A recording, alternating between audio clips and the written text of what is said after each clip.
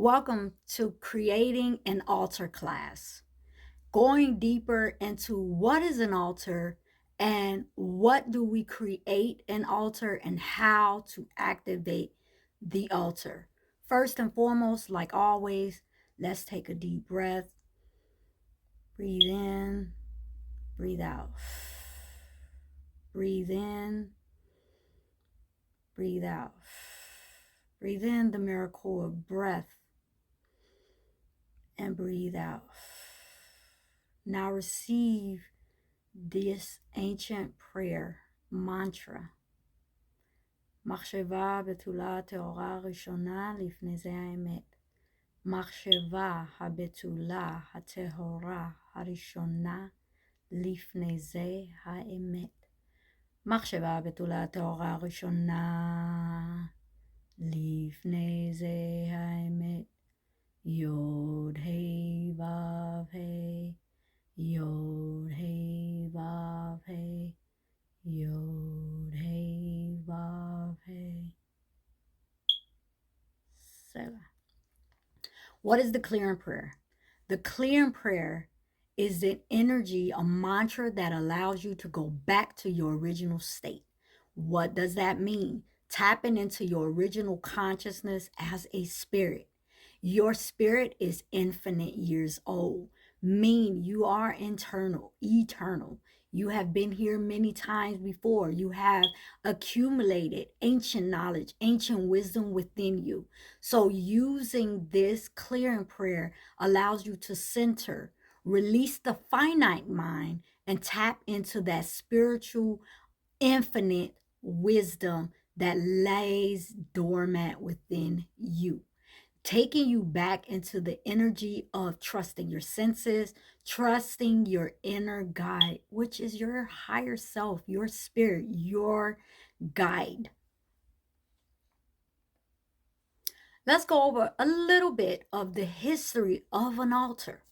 An altar is a place of sacrifice and a power point to draw spiritual and supernatural strength. This is written in Genesis 8 to 21. Now, using an altar, most people think in the negative sense that an altar has something to do with you worshiping something that's outside of you. I am here to tell you we are using your altar and you're going to activate this altar so you can draw energy, draw your spirit guides, the appropriate knowledge and wisdom from your altar space. The first occurrence of the word altar in the Bible, the book of life, is in Genesis 8 and 20, like I said, used in reference to the altar built by Noah, who made burnt offerings to God after being saved from the flood that destroyed the first world. Now, why in the ancient times they used burnt offerings?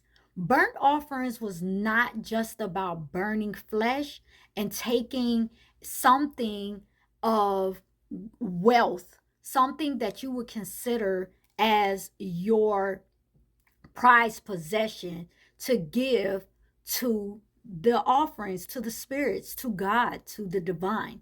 This is you taking parts of you that no longer serve you and burning them, releasing them, transforming them, meaning we are no longer using offerings as if as cutting and slitting the throat of a chicken.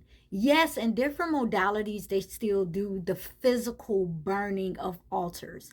But we're talking about taking it into the spiritual, taking it into the conscious aspect of it. This is you literally going to a deeper aspect within you, going and unveiling the parts of you that no longer serve you, transforming that.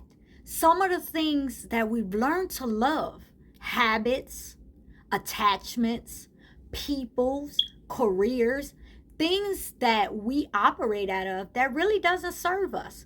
So going deeper within yourself, doing shadow work, unveiling the parts of you that no longer serve you, each time you are willing to sacrifice those parts of you, you release and receive the rewardings through spirit, through the universe, how to tap deeper into that subconscious mind, deeper into your spirit.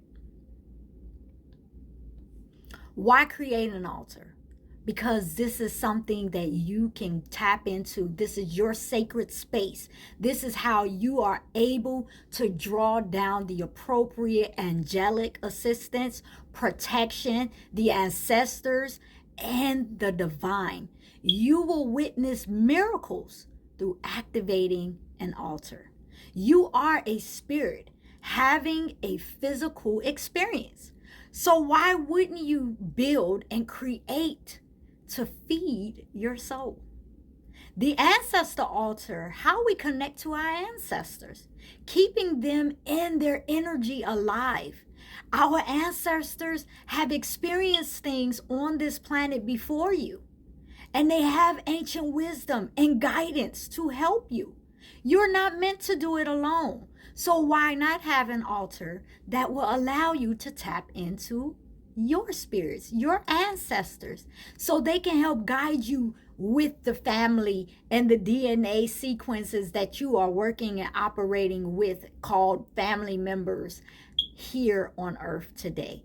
It is helping you also, working through ancestral altars, help you clear the angelic karmic debt that is stuck within your family and soul's DNA. And why did I say angelic? Because you are still light. You are pure light. Your ancestors are pure light. But we all have ancestors and people in our journey, our soul's journey, who made the mistakes, who didn't get the full experience of balancing their spirit in the physical realm. Some of them did go astray and mess with sorcery and witchcraft in the negative aspect of it. So using your ancestors to build a force field of protection and guidance for you to walk here on earth and heal those mistakes, heal and clear those cycles that a lot of us find ourselves in. This altar will be used for prayer, meditation, to draw down the appropriate energy.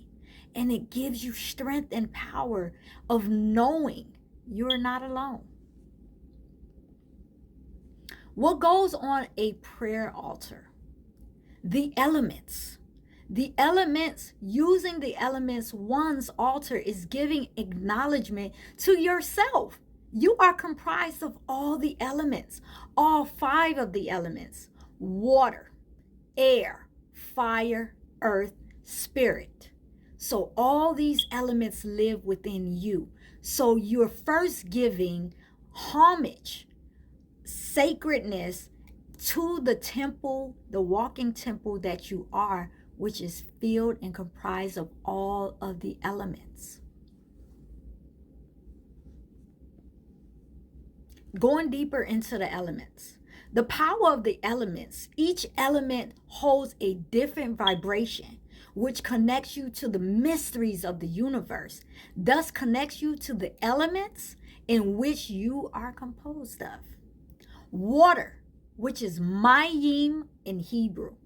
Mayim reflects the balance and the interconnectedness, interaction between masculine and feminine energies, symbolizing the dynamic interplay between vessel and light, or reflects and receptacle and content with the concept of water.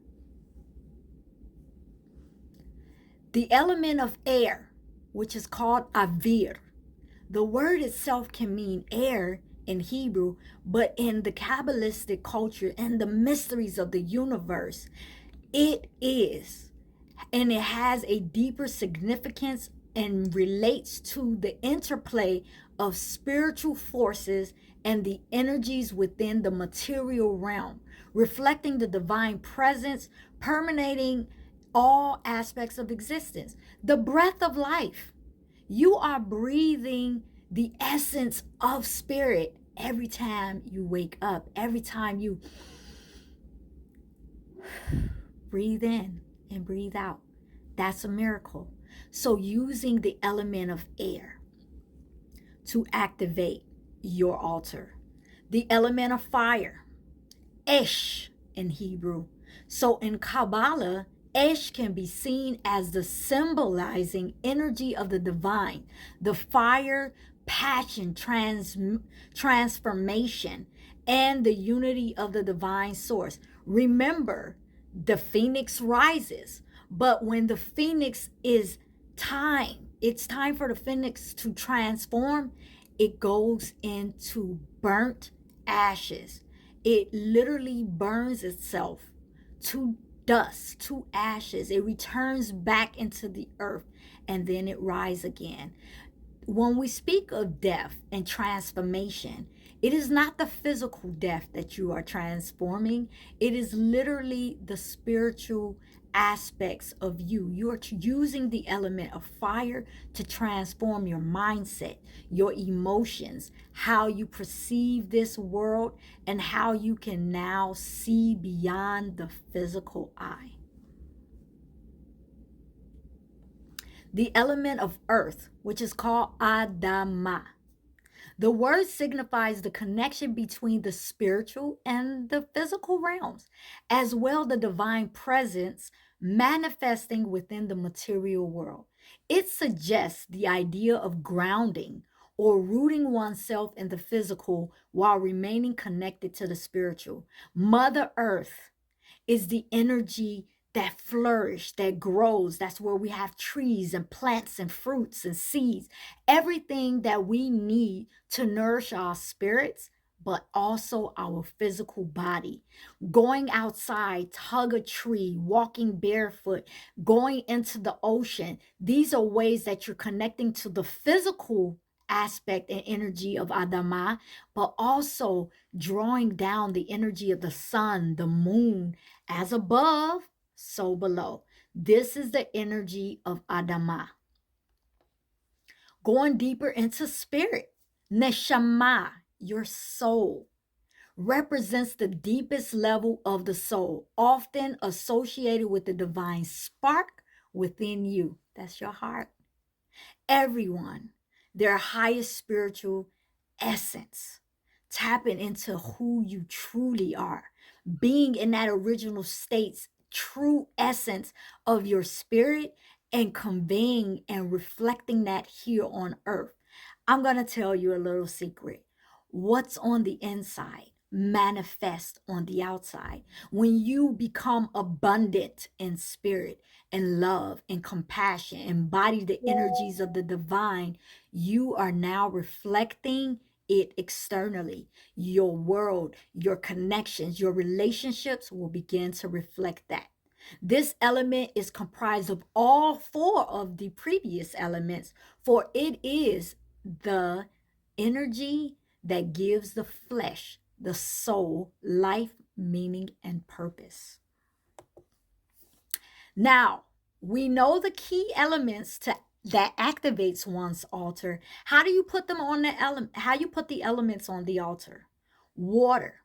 You will put a glass of water on your altar. Your prayer altar, you will put a big glass of water. Now, how do you put it's up to you. This is where you use your creativity. You can use a gold glass, you can use a clear glass, you can use a sparkling diamond like glass. However, you want to bring life into the physical altar, that's up to you. Using air, you will use incense. The incense, the actual smoke of the incense is also using and going into the air. That is the energy of transforming one's altar and expanding the energy of the element of air. The fire, you will use candles. You will want to keep a burning candle on your altar. Now, I suggest always get candles that have glass centered covers or steel, some type of metal that the candle does not burn down the house. It's very important. Now, earth elements, you use crystals. You are comprised of the beautiful colors of the crystals. Using crystals is the earth elements.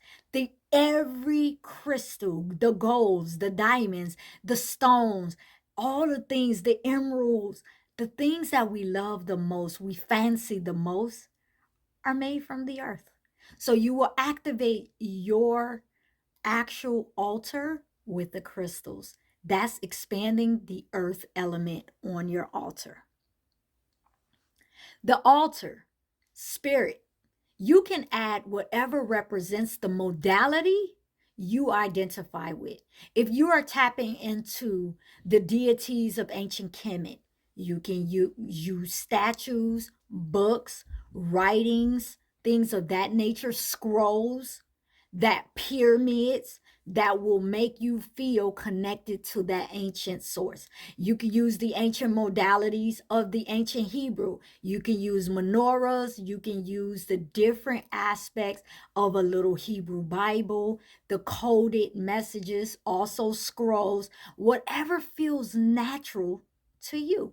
Those who have taken Anabekoach, you have the activated kit. You can actually use your Anabekoach prayer. Put that on your altar. You can use things that make you feel connected to those ancient modalities, whether it is the Hinduism, it's Sanskrit, Tibetan, Aramaic, wherever. If you feel connected to Atlantis, tap into your intuitions, allow your spirit guides to show you what you should use to activate that higher consciousness, to feel connected directly to them. Now, an ancestor altar, first and foremost, you will want a picture of that ancestor or ancestors. However many ancestors you have on your altar, you will set a small glass of water for them. Leave something that they left behind. It could be a scarf, it could be a stone, it could be a Bible that your grandmother left you. Something that they have physically touched, that has been in their possession, you can add to their altar. Having separate altars is for different channels of connection. The most important thing about creating altars and activating them is your belief. Let's go deeper than belief. Your faith and trust that they will come. They will show up and they will activate those altars with your intention, your prayers, and your heart, thus gaining the appropriate assistance, guidance, and ancient wisdom. You have to know that this will work. And when you know it, you will believe it. You will become it. You will meditate there. You will pray there. You will have conversations in front of your altars. Ask questions and allow them to receive and give you the answers. You have to be receptive. You have to know that you will receive all that you need from those channels, the ancestors, the spirit guides. They will begin, whether it's flash songs, whatever question that you ask, they will give you the synchronicities and numbers, songs, TV shows. A person can come to you and you have a conversation and all of a sudden they activated an answer. Spirit talks to us in different ways. You have to be in a space of allowing and receiving in order to truly activate your altar. She Prays mission. By joining this course, you have made a commitment to yourself. Thus are a part of a team, Team TOR. Team TOR stands for the team of remembrance, taking you back to your original state. Each day we fill our lives with light. Light is ancient wisdom. Light is unconditional love. Light is guidance. Each day we fill our lives with light as we work on our journey to becoming our truest identity and walk in our purpose.